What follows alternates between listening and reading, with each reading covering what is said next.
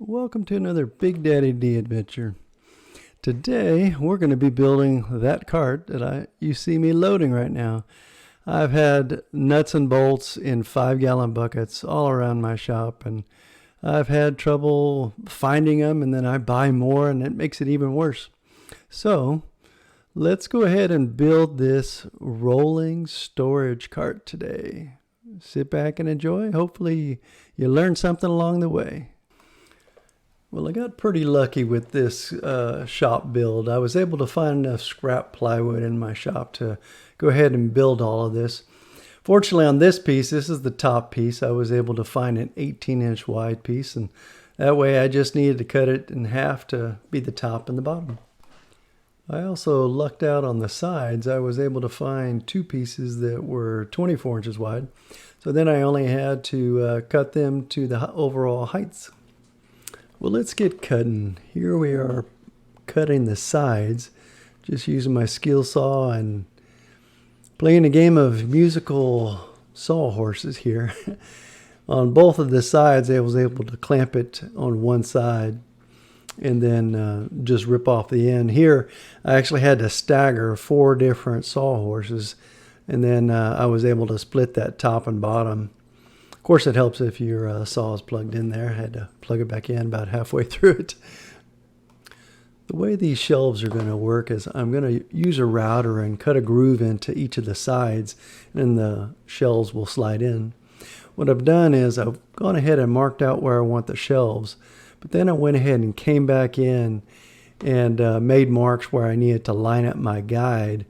It had to be offset from the router bit so that the router bit would cut in the right spot.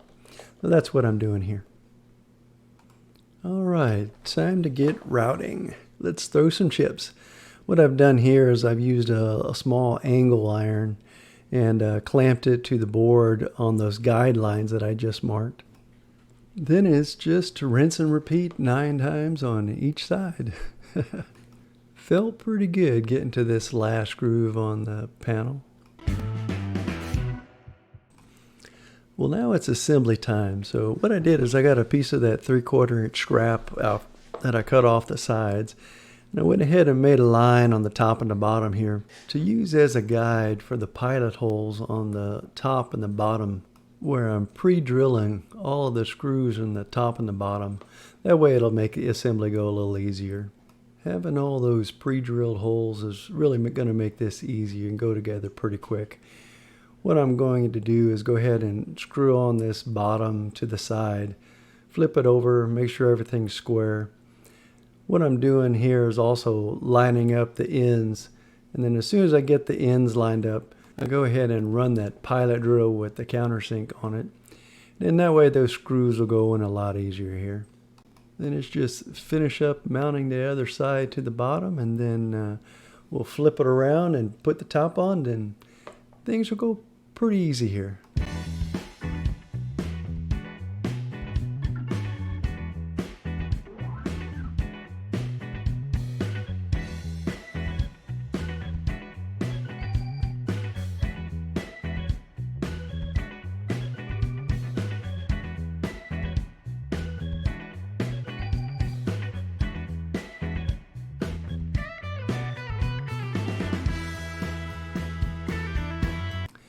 Now that I've got the box fully assembled, I'm just going to mount it on one of those 1,000-pound Harbor Freight dollies with a couple screws, just to keep it stable on top of it.